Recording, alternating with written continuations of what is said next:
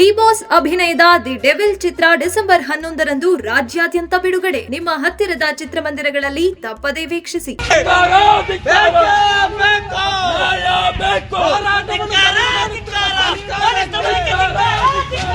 ಇದು ಧಾರವಾಡದಲ್ಲಿ ಇಂದು ಬೆಳಗ್ಗೆ ಕಂಡು ಬಂದಂತಹ ದೃಶ್ಯ.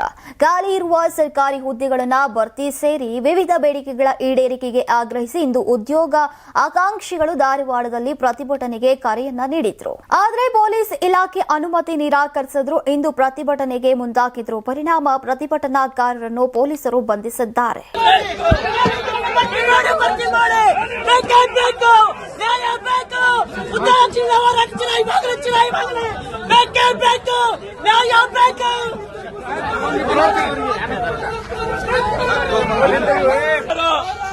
ದಮನ ಮಾಡುತ್ತಿರುವ ಸರ್ಕಾರಕ್ಕೆ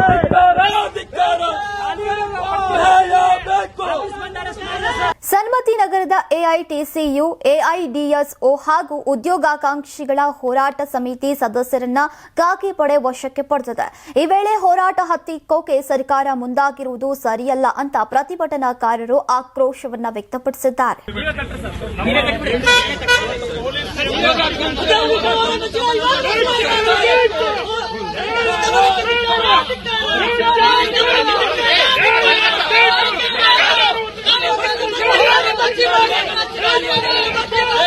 ಪೊಲೀಸರು ವಶಕ್ಕೆ ಪಡಿತಾ ಇದ್ದಂತೆ ಪ್ರತಿಭಟನಾಕಾರರು ಘೋಷಣೆ ತೀವ್ರಗೊಂಡಿದ್ದು ಈಗ ಧಿಕ್ಕಾರ ಕೂಗ್ತಾನೆ ಬಸ್ ಹತ್ತಿದ್ದಾರೆ. ಸಂಗಮೇಶ್, ಕರ್ನಾಟಕ ಟಿವಿ, ಹುಬ್ಬಳ್ಳಿ.